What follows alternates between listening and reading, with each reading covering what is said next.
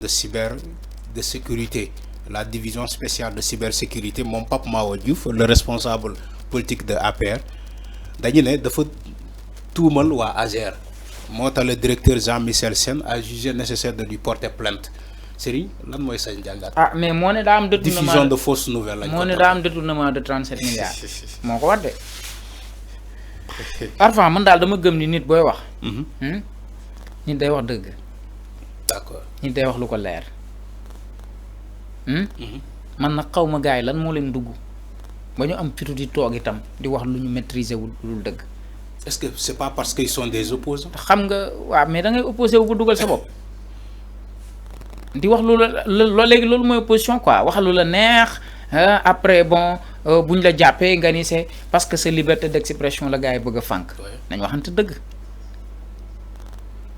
Pape Mahawa mii du ma fi waxoon peut-être xam nañ buñ waaw mais yaa ngi fàttaliku bi ñuy wax naan Sonko am na 1500 terrain. bien démb la woon loolu comme démb rek. xam na ni am na lu ko ci mën a fekk moo tax démb gisoo mu naan Pape Ngagne Ndiaye yow fi ma bëgg a yóbbu et cetera tout ça nangam ak nangam sa waay nit da ngay wax dëgg opposition kenn mënu koo bañ ci réew waaye nit nag booy opposé wu da ngay ci boole responsabilité di wax loo xam ak loo xamante ni ëllëg bu ñu la ca interpellé nga indi ay éléments de preuve teg mais di wax nii wasaw nii rek tax di bëgg rien que li nga ci jublu yëpp mooy naa discréditer nit ji à tout prix mais il faut que nag nga pare pour assumer les conséquences parce que loolu il faut mu jeex ci espace politique bi toog di tuumaal nit Arfan ak fu mu mën a nekk de tout bord loolu dañ ci war a liggéey justice bi daf ci war a liggéey pour que mu jeex nit koy toog di wax nga xam la ngay wax assumer ko loolu mooy opposition. Un opposant à une opposition doit être responsable quand même. Nañu dem ci bataille idéologique dem ci confrontation de haut niveau te bàyyi tuumalante amul njëriñ ban njëriñ la am léegi tey li mu wax nii bu ci amul preuve du sànq boppam on espère xañ boppam njabootam on espère dina am preuve xañ doo boppam wax ju rëy ju mel nii ba pare amoo preuve non amu ci preuve bu doon lu am da nga yaakaar ni Jean-Michel Sène dina nekk di kii kon ASER dina perte temps di ko porte plainte c'est parce que amul boo amoon ASER du ko porte plainte sam waa ji te bu amoon mu wër ko mu leer moom mooy dem porte plainte ji sax moom mooy dem porte plainte fii ku fi yor lu leer yaay demal sa bopp dem plainte ji laajul wax ju bëri am naa ay dossier détournement am na nangam ak nangam looy wër di wax te yoon ne fi te nga di sénégalais jarul communication jarul wax demal si yoon nga déposer sa plainte am nga si droit tu es un sénégalais ça vous concerne demal yóbbu dossier yi si yoon nga leen man kat société ASER fii dafa am détournement bu mu fa gis d'après mes investigations les preuves sont là mais dañuy dem toog si télé yi di ubbeeku léegi ñu jàpp la nga naan liberté nangam ak nangam ak nangam loolu moom ça n'a rien à voir avec la liberté d'expression. Alors, ça n'a rien à voir avec la liberté d'expression. Serigne li la wax ci Pape Mahawa Diouf, le responsable politique de APR qui a été interpellé donc par la police de cybersécurité pour une diffusion de fausses nouvelles contre l'entreprise ASER, dont le directeur Jean-Michel Sène a jugé nécessaire de lui porter plainte. Lii mooy xibaar bi.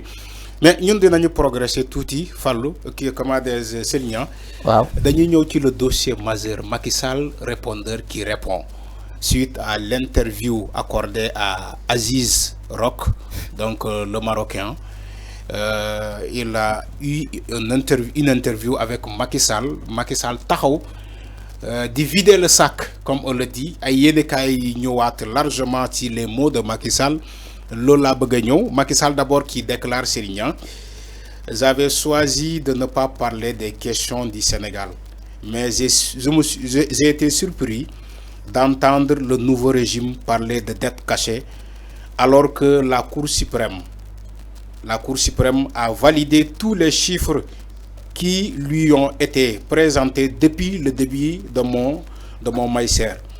Je n'ai pas compris et j'aimerais savoir Macky Sall lii la wax ci dette cachée boo xamante nee na nouveau régime bi ñoo ko tuumal ne moom moo def bor boo xamante ba pare nëbbu ko Sénégalais yi lui Macky Sall il revient sur le quotidien La Tribune de Bougane Macky Sall il continue, il dit c'est impossible. Mon Macky Sall moo wax c'est impossible.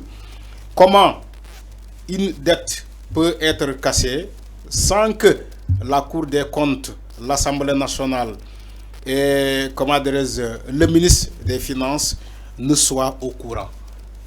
Serigne dégg nga Macky Sall lu mu wax. Comment une dette peut être cassée sans que la Cour des comptes, l'Assemblée nationale et le ministre des Finances même ne soient au courant. Donc nee na c'est impossible lu ñu koy waxal nii nee na amul. ah Macky Sall daa sañ a wax ni am na. nee na amul c'est impossible. dama lay laaj rek ndax daa sañ a wax ni am na ko kan nga gis ñu muy tuumaal naan lañ ma tuumaal am na. Macky de nee na c'est impossible. nee na loolu xel xalaatu ko. déet bu waxul loolu lu muy wax Arfan nag yow it. Macky loolu la mën a wax di Macky daa sañ a toog naan liñ may waxal am na ah Macky kay kenn warul réaction bi warul bett kenn. ok déet warul bett kenn. Macky Sall jël cere ji xëpp ci suuf. ku mu war a bett. Macky il faut le considérer comme un opposant. Il fait comme les opposants qui sont là. Day tilimal saltel. Te Macky il faut savoir que ni. Aujourd'hui dafa am un esprit de vengeance. Ah bon? Oui. Ok. Macky. li ko gën a metti ci àdduna bokk na ci ni mu façon bi mu quitter le pouvoir. loolu il faut que nit ñi xam ko Macky. dafa am lu mu mere sénégalais yi. ci leur choix. ci choix bi. ok parce que Macky ni ñu ko génnee non seulement du génn bu rafet ci ancien président de la république.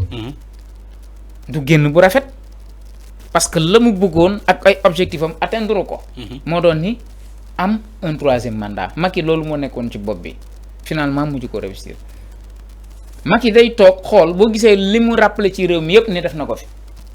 au fait ak li mu fi def yëpp question bi traversé toujours dans son esprit mooy ak man li ma fi def yëpp ak ni ma Sénégalais yi génnee ci réew mi Macky 54% te un opposant bu jugee kaso moo ko daaneel boo xam 10 jours la def campagne c'est humiliant kooku c'est une défaite bu garaaw est-ce que yaa ngi dégg moom ak Amadou Ba Macky en réalité bëggoon na def troisième candidature loolu moom ñëpp ko xamoon ndax posé tegoon na les pas te si biir camp ku ci prononcé woon ne ko mënoo koo def daf la daax daf la écarté complètement ñi ko ci doon tàgg nag di ko ci wax ni mën nga ko def daf leen defal ay promotion kooku mooy Macky léegi nag li mu wax nee na c'est impossible bor bu mel noonu kenn mënu ko nëbb Assemblée nationale kenn mënu ko nëbb Cour des comptes et l'Assemblée nationale et aussi le ministre même des finances. xam nga dette cachée. mais dafa am réplique am naa dina ñëw ci réplique di ministre. waaw xam nga man moom réplique bi sax benn parenthèse bu sew rek moo ma ci concerné. te xam naa ni su may wax itam ci loolu laay wax. ayca bien sûr. mais en réalité c'est ce qui concerne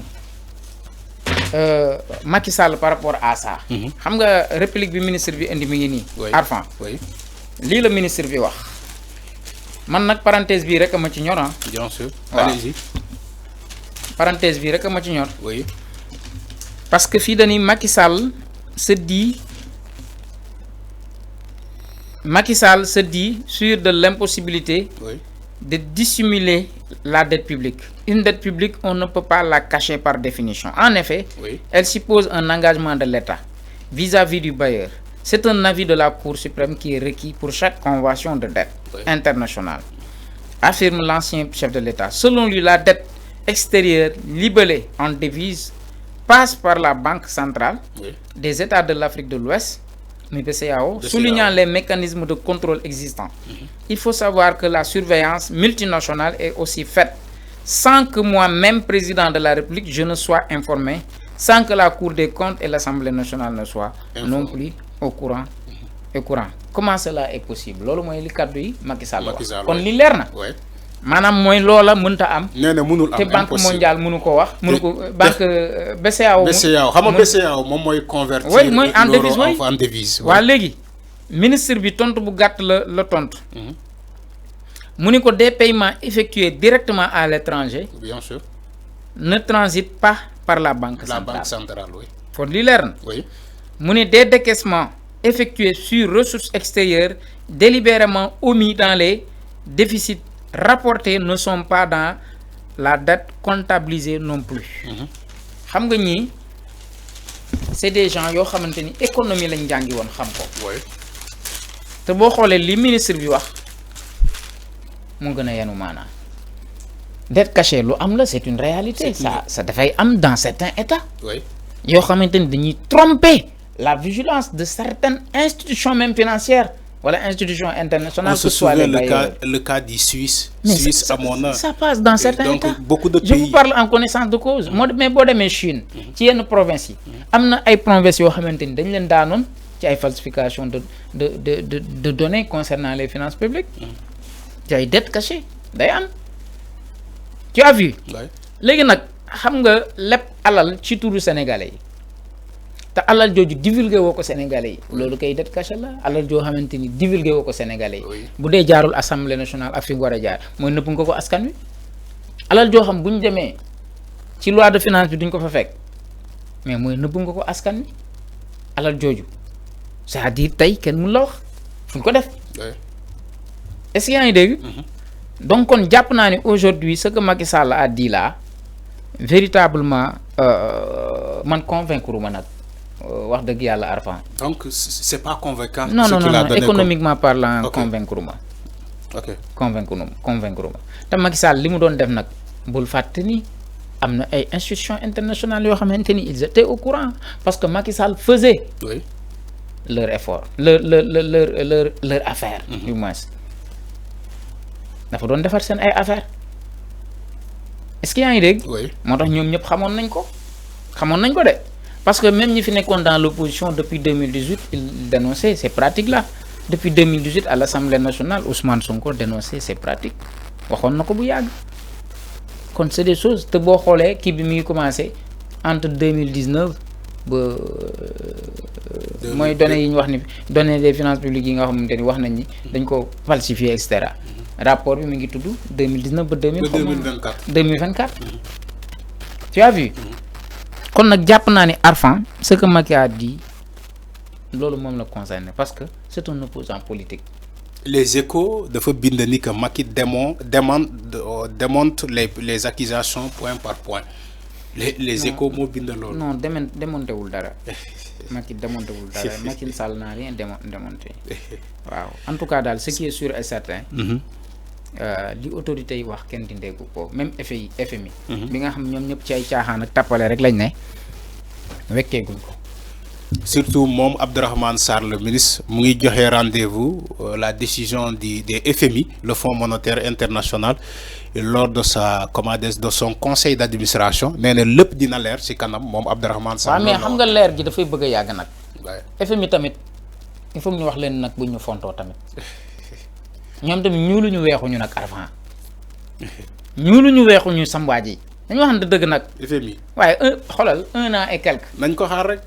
waaw mais xaar ba ilaa yawmi diin xanaa ah. nañu xaar rek. mais yàgg na dafa yàgg Arfan yee. waaw yàgg na moom waaw. dafa yàgg chaque jour ay mission yu dul jeex ba kañ. yàgg na mais mbaa bu ñu naree xaar FMI croiser les bras di ko xaar duñ tumuranke. yàlla baax na nañ ko xaar rek. ah. nañ ko xaar rek santaane nañ ay audit cabinet Mazar def. waaw mais lan lañ bëggati.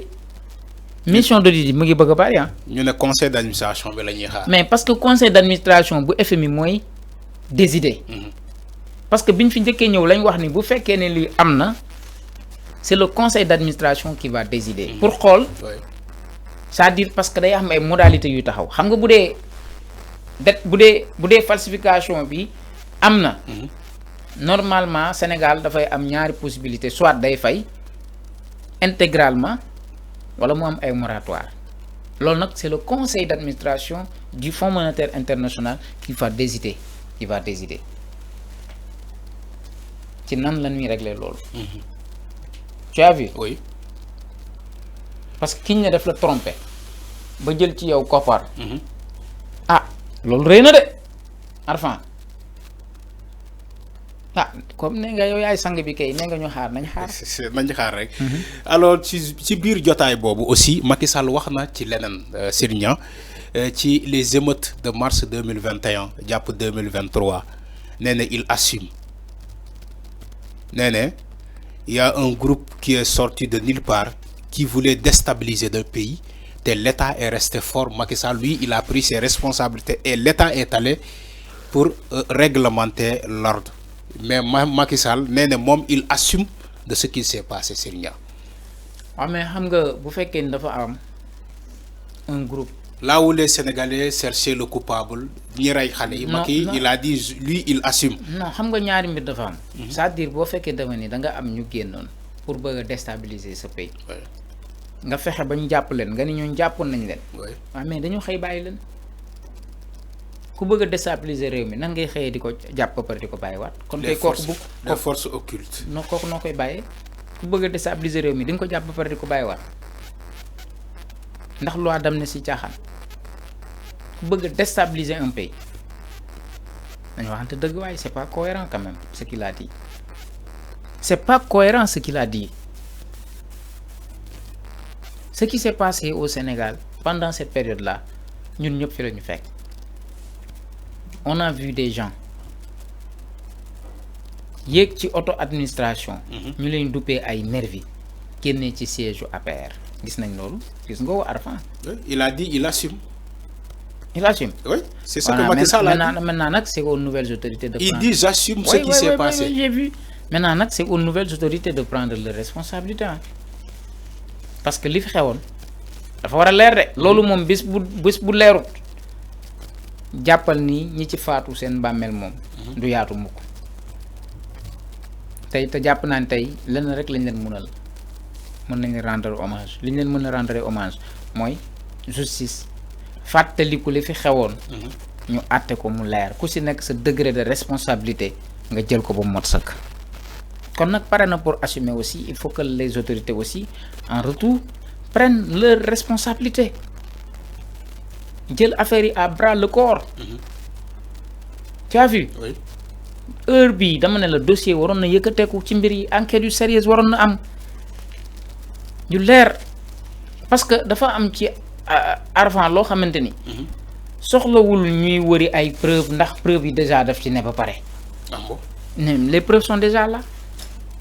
ñi fi fat xalé yu bari ñi door bal boy dañu génné bali téyé ko yaangi fatali ya un dossier déjà constitué ba mu nekkon FMI là. Bien sûr, Juan Bravo. Élément de preuve yu bari ngi ci vidéo yu bari ngi ci boy nañ leen faté lepp nga fa dama né lool rek buñ ko document bobu rek buñ ko jëlone rek dinañ am ay élément de preuve yu bari soxlawul sax leen li ñukoy wëri. Tu as vu? Kon nak autorité ci dess ñom rek ñoo ci dess ñom ñoo wara rendre la justice maintenant nak buñ ko deful bu yabo ñu xamni nak ëlëk danañ ko layo ci kanamu xalé yi fi nek yi fi xex ba faatu. Les xewon Sénégal c'était du n'importe quoi. On a tué des gens, on a torturé des gens, on a même violé des femmes, on a assassiné du n'importe quoi. Et l'ensemble de ces faits là tay boko don caractériser mo lay jox crime contre l'humanité. Mais mom Macky néné li fi xewon mom il assume, il a englobé tout. Motax mani le fait que mom mu il assume il assume véritablement le fi xewon. Légui nak c'est aux nouvelles autorités de prendre leurs responsabilités. Donc japp na ni que il a balisé la piste pour que bien sûr que oui. Quelqu'un qui déclare officiellement j'assume ce qui s'est passé. Mais c'est légui nak na gaay jël sen responsabilité. Est-ce que aussi il respecte les Sénégalais d'avoir dit ces mots-là? Non, Macky xam nga doone il respecte les Sénégalais mais Macky Pastef le considéré wul sax comme ay nit. Bon?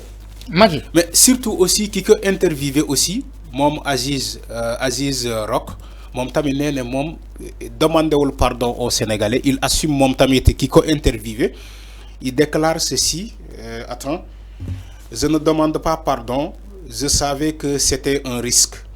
Sonko et Diomaye vont regarder l'interview et ils parviendront à comprendre quelque chose. J'ai eu même la confirmation que beaucoup de chefs d'État l'ont regardé. Voilà le gars, il a Aziz Rock. Aziz comment? Aziz non comment? Aziz Rock. Aziz Rock. A5 motivation. Non, Aziz Rock. Dans un premier temps, c'est pas un journaliste. Oui, il a dit. C'est un YouTuber. YouTuber, oui. SCID qui crée des contenus. Des contenus. En tout cas, mom, ce qui lui concerne dans cette affaire-là, Oui. c'est de voir comment mom nous meuna gagner ay nit yu gëna jox audience plateforme bi mu yor mom. Aziz, c'est comme ça qu'il fonctionne. Maintenant, Aziz, ce qui l'intéresse, c'est l'argent. Il travaille. Est-ce qu'il y a une idée? Oui. Légui nak Aziz, japp na ni cette interview là, su fekkone ni véritablement lu sérieux la. Oui.